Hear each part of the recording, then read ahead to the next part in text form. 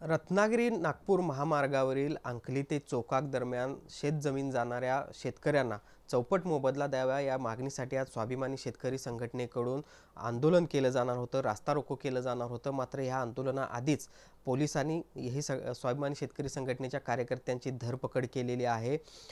हे सगळं प्रकरण त्यामुळे आता पुन्हा एकदा तापण्याची चिन्ह आहेत ते निर्माण झालेले आहेत, कारण राजू शेट्टीने आता गनिमी काव्यानं आंदोलनाचा इशारा दिलेला आहे. या सगळ्या संदर्भात बोलण्यासाठी या सगळ्या विभागाचे लोकप्रतिनिधी राजेंद्र पाटील यड्रावकर आहेत. बोलूयात.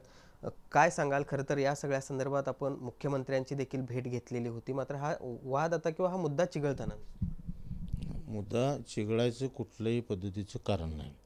मुळात हा ज्यावेळा हा रत्नागिरी सोलापूर हायवे झाला त्यावेळा हा मधला पार्ट जो चोकाकपासून अंकलीपर्यंतचा होता, हा पूर्वी राज्य सरकारनं ज्यावेळा रस्ता रुंदीकरण केलं त्यावेळा सुप्रीमला हा पूर्वीच्या काळामध्ये ठेका दिलेला होता.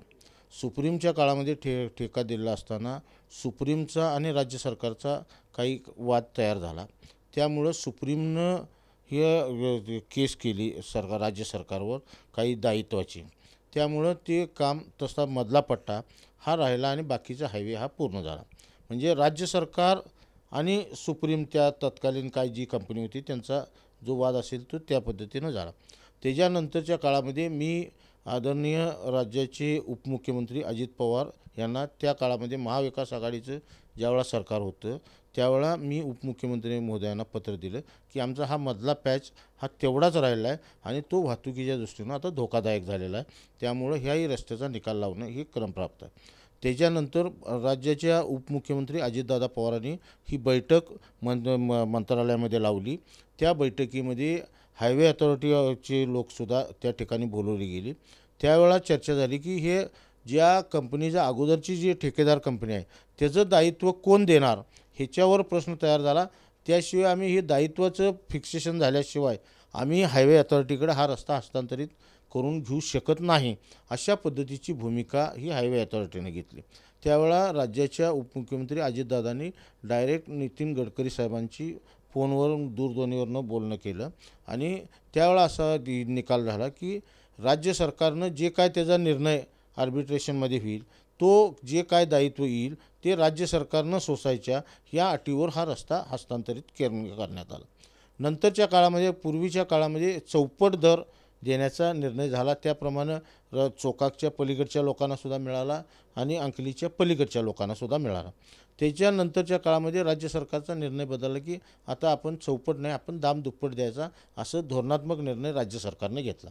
पण राज्य सरकारनं आमची त्याच्या पाठीमागची भूमिका अशी होती की पलीकडच्या एका भावाला आमच्या चौपट मिळालेला आहे आणि त्याला लागून बांधायला लागून जर दुसरा भाऊ जर ह्या मधल्या 31 किलोमीटरच्या पट्ट्यात आला तर त्याला दुप्पट हे आमच्यावर अन्यायकारक आहे. आणि त्यासाठी म्हणून आम्ही जवळपास 15 दिवसापूर्वी मी शिरोळ तालुक्याचा प्रतिनिधित्व म्हणून आणि अशोक माने हे हातकणंगल्याचे प्रतिनिधी म्हणून आम्ही दोघांनी सही करून आपण राज्याच्या मुख्यमंत्र्यांना विनंती केली की ह्याबाबतच्या लोकांचा रोष हा भयंकर आहे आणि ह्या लोकांच्या रोषासाठी म्हणून आणि लोकांची भावना जी आहे की बाबा आपल्यावर अन्याय होतो आहे आणि त्यासाठी म्हणून आपण एक बैठक लावून त्यातनं आम्हाला समाधानकारक लोकांच्यावरचा अन्याय दूर करावा अशा पद्धतीची भूमिका करून आम्हालासुद्धा खास बाब म्हणून हा मधला जो आमचा पॅच आहे 31 किलोमीटरचा ह्याला आपण दाम चौपट द्यावी अशा पद्धतीची आम्ही मुख्यमंत्र्यांच्याकडे भूमिका ह्या ठिकाणी मांडली. मुख्यमंत्र्यांनीसुद्धा सकारात्मक त्याच्यावर निर्णय घेण्याचं आम्हाला आश्वासन दिलं आणि मुख्यमंत्र्यांनी तातडीनं बैठक लावण्याबद्दलची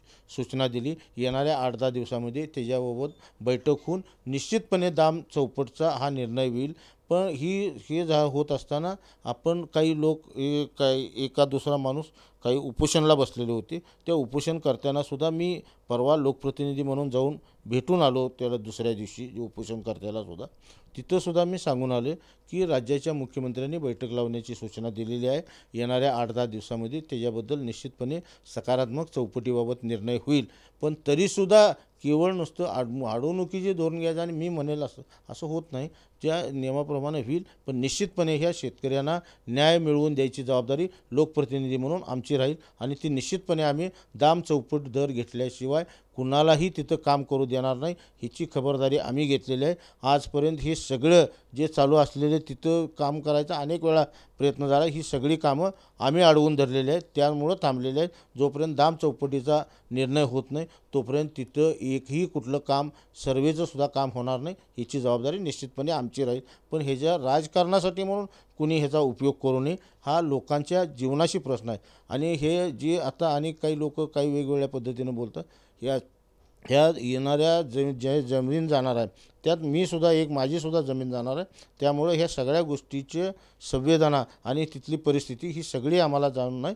त्यामुळे निश्चितपणे त्यातनं दाम चौपटीचा तोडगा आम्ही काढल्याशिवाय तिथं कुठलंही 1 इंचसुद्धा त्याला दगड तिथं होऊ देणार नाही किंवा मोजणी होऊ देणार नाही, ह्याची जबाबदारी आमची राहील. खरं तर मुख्यमंत्र्यांनी याबाबत बैठक घेण्यासंदर्भात तुम्हाला आश्वस्त केलेलं आहे. मात्र सोमवारपासून हे सगळं काम सुरू होण्याची शक्यता वर्तवली जाते आणि ही सगळी शक्यता गृहीत धरून राजू शेट्टींनी देखील शेतकऱ्यांना आवाहन केलेलं आहे की असं जर कोण सर्वे करायला किंवा काम सुरू करण्यासाठी आलं तर त्यांना बदडून काढा.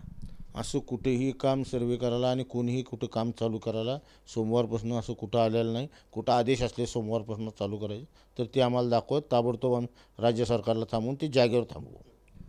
दुसऱ्या बाजूला त्याने एक गंभीर आरोप असा देखील केला. खरं तर तुमचं नाव घेऊन तो आरोप केला की तुमचं ॲग्रिकल्चर कॉलेज आणि जमीन या सगळ्या रस्त्यामध्ये जाणार होती, म्हणून 3 वेळा हा सगळा लेआउट बदलला गेला रस्त्याचा आणि तुमची जमीन किंवा तुमचं ॲग्रिकल्चर कॉलेज जाणार नाही याची खबरदारी घेऊन आत्ता जे रेखांकन केलं आहे किंवा जो रस्त्याचं काम सुरू आहे ते त्या पद्धतीनं.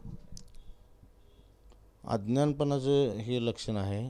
तिने सरळ माहिती यावं, म्हणजे अजून त्यांना कुणीकडनं रस्ता जाणार आहे हे सुद्धा त्यांना माहीत नाही. आत्ता जिथनं रस्ता जाणार आहे त्यात माझी जमीन जाणार आहे ह्याचं पहिला अगोदर त्याने अभ्यास करावा, कुठल्या गट नंबरमध्ये जाणार आहे अगोदर त्याची माहिती घ्यावी आणि मग अशी बालिश आरोप करावेत. एकूणच मग चौपट दर शेतकऱ्यांना मिळेल असं तुम्ही आश्वस्त करणार आहात काय? निश्चितपणे जोपर्यंत चौपट मिळत नाही तोपर्यंत आपण कुठेही काम चालू करू देणार नाही, ह्याचे निश्चितपणे लोकप्रतिनिधी शेवट मग आम्हाला जनतेनं ह्या ठिकाणी आम्हाला त्यांनी प्रतिनिधित्व करायची संधी दिल्या. जनतेला जोपर्यंत न्याय मिळत नाही तोपर्यंत आम्ही त्याला विरोध करू. पण शेतकऱ्यांची भावना म्हणून आम्ही हे सगळं आंदोलन करणार होतो, मात्र हे सरकार आता पाशवी बहुमताच्या जोरावर आमची आंदोलनं दडपते असं राजू शेट्टी. आम्ही सुद्धा शेतकरीच आहोत. त्यातली जी जमीन जाणार आहे त्या जमीन जाणाऱ्यातले मी एक नागरिक लोकप्रतिनिधी जरी असलो तरीसुद्धा मी जमीन जाणाऱ्यातला एक घटक आहे. त्यामुळं आम्हाला ह्या सगळ्याची सहानुभूती आहे आणि शेतकऱ्याची सहानुभूती फक्त शेतकऱ्यानं कोणी काय म्हणजे ही घेतला मगता असं काय नाही आहे. शेतकऱ्यांसुद्धा आम्हाला शेतकऱ्यांची जबाबदारीसुद्धा निश्चितपणे लोकप्रतिनिधी म्हणून आमच्या कुणाला पेटंट शेतकऱ्यांचा दिलेला नाही. तर पाहिला पण हे होते शिरोळचे आमदार राजेंद्र पाटील यड्रावकर. खरं तर अंकली ते चोकाक दरम्यान जी काही जमीन जाणार आहे किंवा जे काही महामार्ग होणार आहे त्यामध्ये आपलीसुद्धा स्वतःची जमीन जाणार आहे, त्यामुळे स्वतः आपण बाधित आहोत. आणि असं असताना चौपट जमीन किंवा चौपट दर मिळाल्याशिवाय ह्या रस्त्याचं काम सुरू करू दिलं जाणार नाही अशा पद्धतीचं या निमित्तानं आश्वासन राजेंद्र पाटील यड्रावकर यांनी दिलेलं आहे. व्हिडिओ जर्नलिस्ट सुनील काटकरसह भूषण पाटील, TV9 मराठी, कोल्हापूर.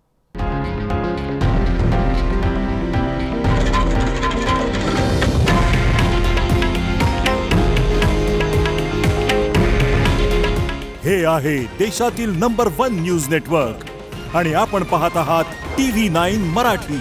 काळजी तुमची, हित महाराष्ट्राचं.